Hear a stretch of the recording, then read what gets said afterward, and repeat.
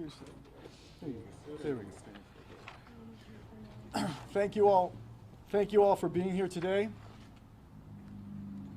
On behalf of the Walker family, we have gathered today to denounce violence against the protesters who have gathered to support this family. We have also calling upon the city to stop the blame game. The presentation of the video that we saw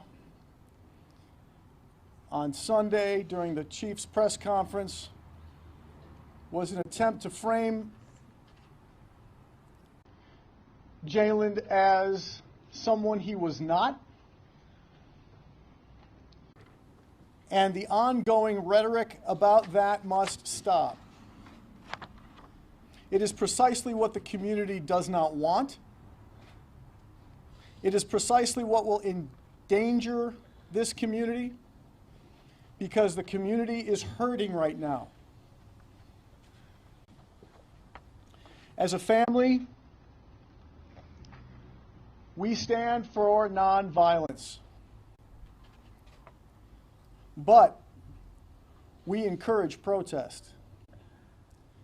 We encourage the First Amendment exercise of the pain and the suffering that's been visited upon this family and this community. And today we want the entire world to know that expressing your pain and your anger about what happened can be nonviolent and can support justice for Jayland.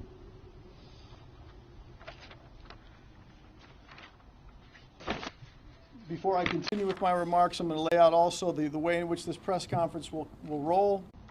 We will hear from my partner, Ken Barno, regarding the Unity gathering that will be happening tomorrow, as well as the funeral details that will be made public here at this press conference. We will also hear from Pastor Robert DiJornet, the pastor of the very church we are gathered at today, to talk about the importance of nonviolence and the importance of expressing oneself in the face of what's happened here.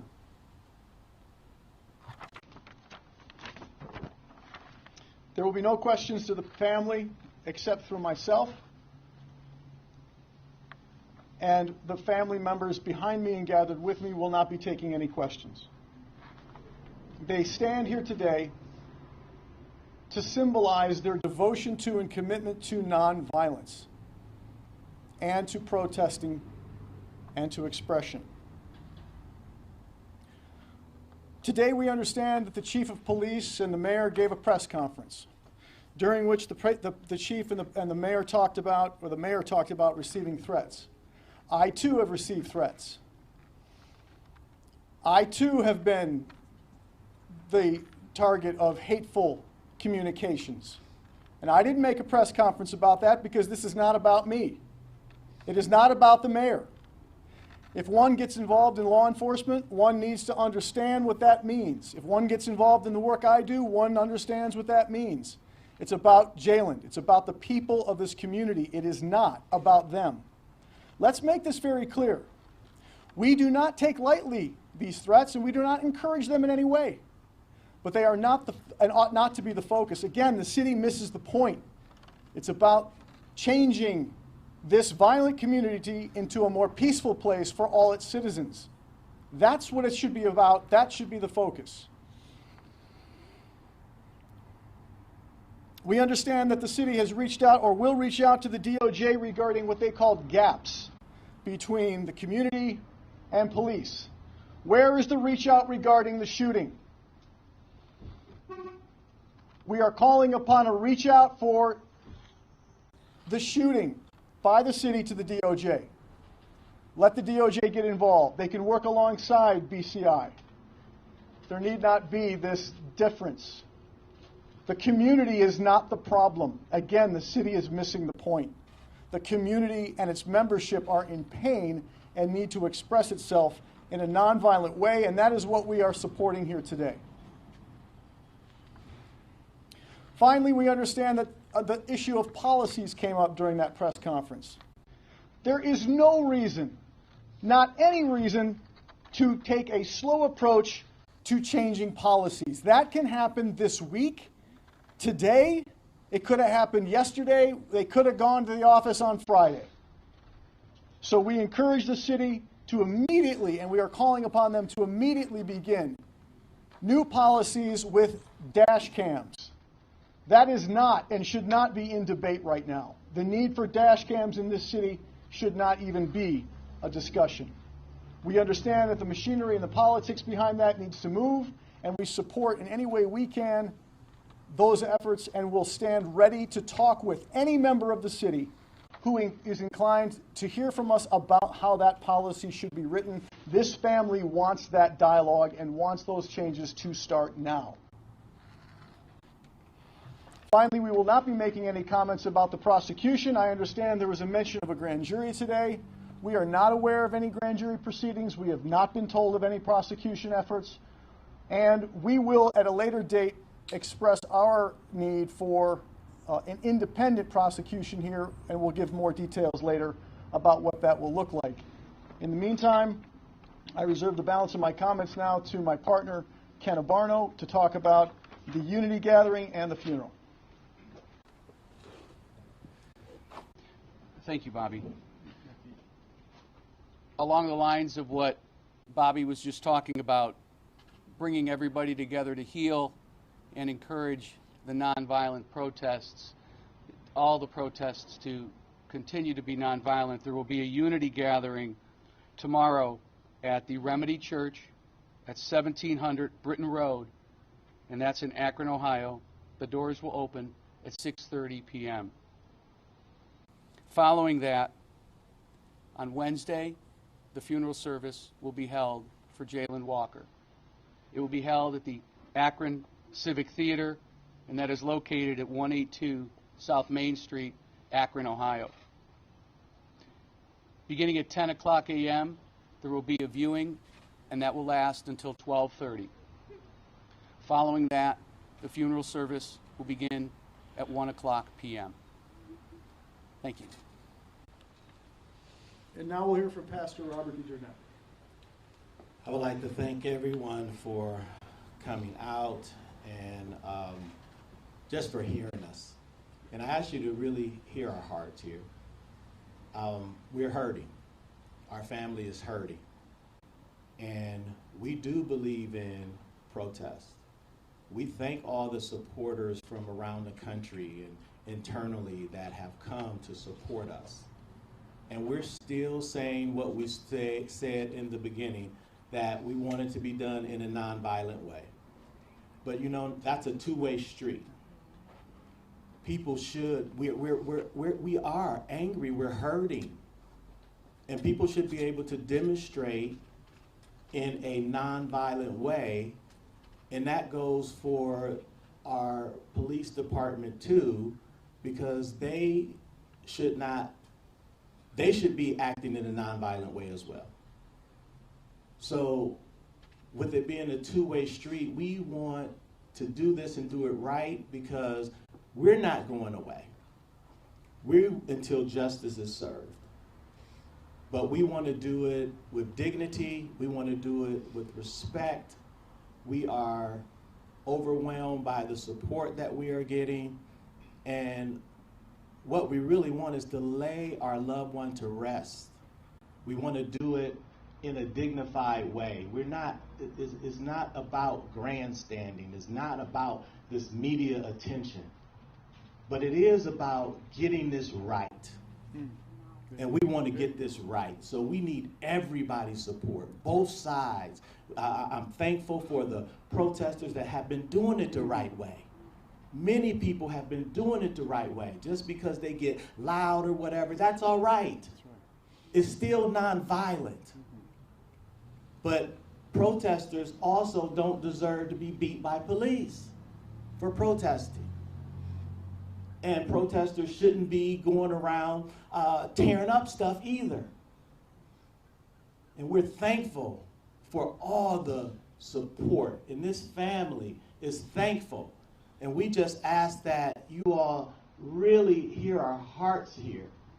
because we want Jayland's name to be a name that is respected, a name that is honored, and we want to honor him the best way that we can. And we're asking you all support to help us to do that.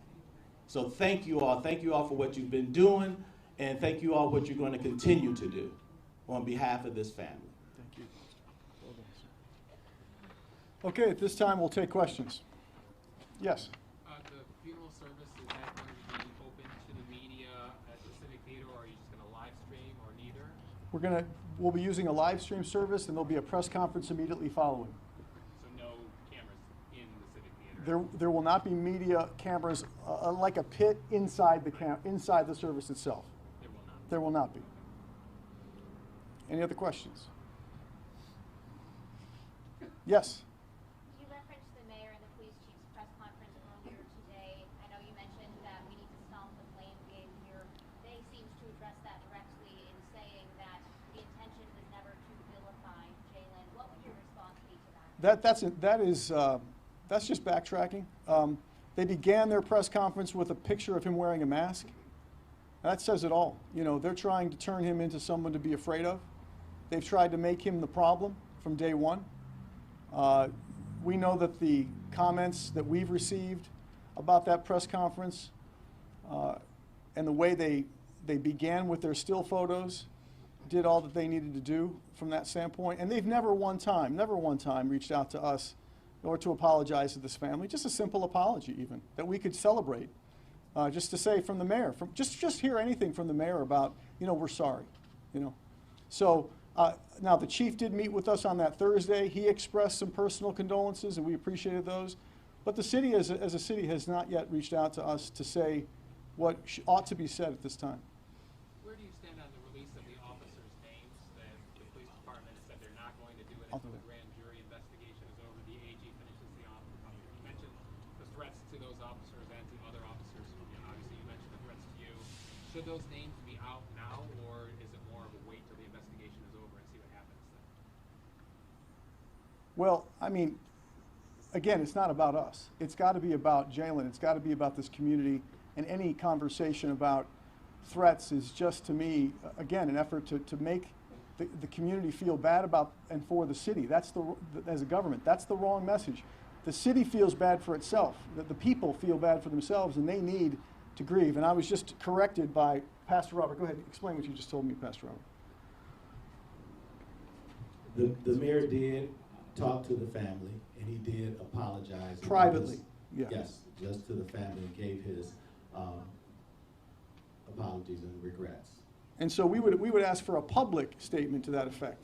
That's what I was saying. Yes, go ahead. So you're not asking, like some groups have said, we want those names out. You're not asking for that? No, at this point, no. No, we don't, look, we're not looking to inflame or put anybody at risk. You know, that's not our message. And this family has many, many times gathered together and reminded itself of our purpose here, which is to lead in a nonviolent way and to get through this process and this hurt. Yes? If the mayor really apologized, why the 8 officers still don't pay administrative leave? So, at the end of the day, this is a process, and we understand that process. We think a public apology is warranted, okay? We do. Because if you can say it to us quietly, why can't you say it publicly? As it relates to why they're on paid administrative leave, they're being investigated right now, and that's the way the union has worked out their deal. So we're not going to comment more beyond that. Yes? Would you all consider any type of, I mean, when it comes to when they do eventually choose to offer something towards you, how about it come out of their pensions as opposed to the city's tax dollars? How about it come out of their pockets? Like, where's the reflection? So what we want to do right now is focus on this. A resolution is going to take a change in the dialogue, right? We need the city to recognize that blaming Jayland is the wrong approach. It's going to continue to inflame. And so at every turn, we're asking the city to recognize that, to to allow the protests to continue without being violent towards those protesters and allow this funeral service to continue. And we have no reason to believe it won't, but we just want, as the Reverend said, we just want to put our loved one to rest. Yes? So what happens when that doesn't happen? When what doesn't happen? All of your requests? Well, we're going to try to be, as they say, hopeful, because we're here and we're willing to talk. And we've heard from the city leadership that they are too, that they want to talk. So we're here to talk. You may have addressed this. I just want to clarify. DOJ involvement in their community relations team to help set up meetings between families or groups. Is that something that you want, that they feel is a first good step, or is that not going where you want that to go? Well, I mean, DOJ's involvement is fine, on that level. But look, the reality is the focus ought to be on the prosecution and the investigation. And that, to us, is the more substantive piece of DOJ involvement. Yes? Is the funeral open to the public, or is it only for the family and loved ones? The funeral is open to the public, and we encourage the public to come out and to pay their last respects to their fallen neighbor. And to follow up, can you talk about what are the main things the police have done that you're concerned about in reaction to protests? Well, we understand. We've seen the pictures that you've seen. We've seen protesters with bloodied faces. We know about tear gas. We know about people walking and being accosted by police. And we understand that they've used as an excuse at times the foul language that's been used against them. We don't stand for foul language against police, by the way, and we don't stand for any violence towards anyone, be they a police officer or a citizen. But here's the fact of the matter. The police are in control here, aren't they, right? When the community is hurting, they need to let that hurt out and not take it personally. They need to allow that peaceful protest to occur, and people ought not to be struck or injured in any way as a result of these protests. And I'll echo what Pastor Robert said. We're not interested in people breaking things or damaging property either. It does go both ways, but we've seen citizens injured by police, and that's got to stop. Yes? On behalf of the protesters, the peaceful, we have been peaceful, and we will remain peaceful, and we will remain in the street. I want you to know that. Thank you. We are going to continue to fight, to support, and to mourn right with you guys. And thank you for your strength and grace as well. Thank you, sir. Thank you. Yes? I just want to say, when the laws going to change? Like, the laws need to change. Are you working with the city to change the laws and the dynamic of how they shut us down? They shot my cousin 137 times, and the laws are still the same. So When are the laws going to be changed? this is a process, and we intend on working with everyone who wants to be a part of that process to change the laws for the better. Anybody else? Okay, thank you all for coming. Appreciate it. I have a question, sir. Yes. The AG 109 bill, that's what's been getting all the protesters kind of messed up. It like violates civil rights all through the bill. I guess my question would be, how does Ohio pass a bill like that and then sit up here and say the police shouldn't be able to do this stuff, but they're the ones that passed the bill that allows them to violate our civil rights? It's very difficult for us to go out here and protest peacefully against the police and do our thing when they're telling us that now, because of the AG 109 bill, that they have the right to violate our civil rights. This bill has been passed by the legislation, and we're just wondering how these laws are being passed, but you're saying, well, one day we're going to get to the laws that need to be changed for black people getting killed or for what's going on, like the young lady asked you. She just asked you, when are we going to get to the laws to get changed for what's going on?